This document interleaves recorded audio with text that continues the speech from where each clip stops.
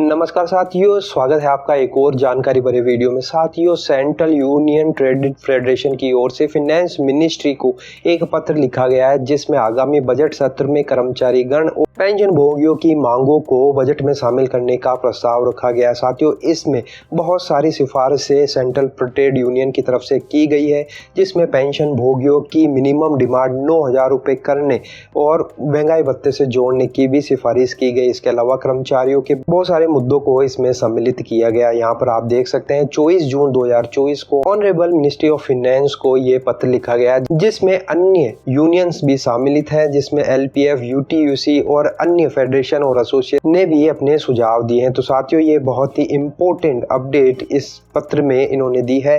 इसमें ये 4 पत्र का ये पेज है जिसमें बहुत सारी सिफारिशें कर्मचारी गण और पेंशन भोगियों के लिए सेंट्रल ट्रेड यूनियन फेडरेशन ने की है। तो यहाँ पर आप देख सकते हैं, इसमें सब्जेक्ट है cities view points on issues to be consider for farming budget for the year 2024-25, यानी कि बजट सत्र 2024-25 में जो बजट पारित किया जा रहा है उसमें विभिन्न मांगों जो कर्मचारी और पेंशन भोगियों से संबंधित है उनको शामिल करने का यहाँ पर प्रस्ताव दिया गया। तो यहाँ पर मुख्य बिंदु आपको मैं बता दूं, ये 4 पेज का है, लेकिन मुख्य रूप से रिसोर्स मोबिलाइजेशन के बारे में बात की गई है। इसके अलावा इनकम टैक्स रिलेटेड जो सैलरीड पर्सन है उनको इनकम टैक्स में छूट देने के लिए सोशल सिक्योरिटी फंड बनाने की सिफारिश की गई है और मिनिमम पेंशन बढ़ोतरी आप यहाँ पर देख सकते हैं, तो उसको बढ़ाकर 9,000 पर मंथ कर और उसे मेडिकल फैसिलिटी और एजुकेशन फैसिलिटी और स्पेशल स्कीम के तहत शामिल करने की सिफारिश यहाँ पर की गई है। इसके अलावा जॉब क्रिएशन के बारे में भी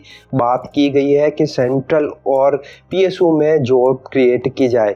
आगे इसमें NPS के बारे में भी बताया गया है, जो नेशनल पेंशन स्कीम है उसको अच्छी तरह से लागू करने और उसमें सुझाव दिए गए हैं। इसके अलावा 8th पे कमीशन को लागू करने के बारे में भी बात की गई है। इसके अलावा जो नए लेबर कोड है उनको भी अच्छी तरीके से लागू करने के बारे में प्रस्ताव दिया गया है। इसके अलावा जो PSU और विभिन्न संस्थाएं हैं उनका प्राइवेटाइजेशन जो हो रहा है उसको रोकने के बारे में प्रस्ताव दिया गया है। इसके अलावा बहुत सारे बिंदु पर इसमें चर्चा की गई है, जिसमें LIC का प्राइवेटाइजेशन करने के बारे में भी बात की गई। सोशल सेक्टर को मजबूत करने के बारे में भी सुझाव दिए गए हैं।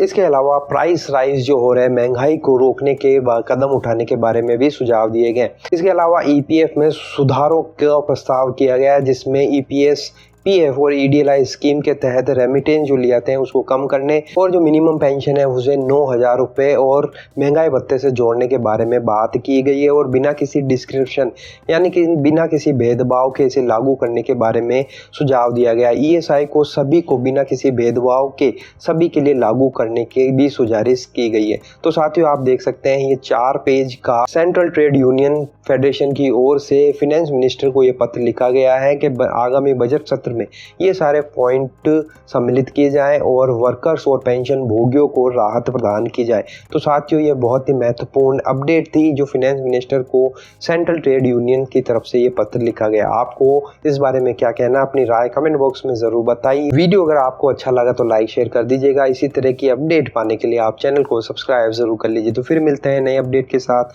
तब तक के लिए अपना ख्याल रखिए। जय हिंद, जय भारत।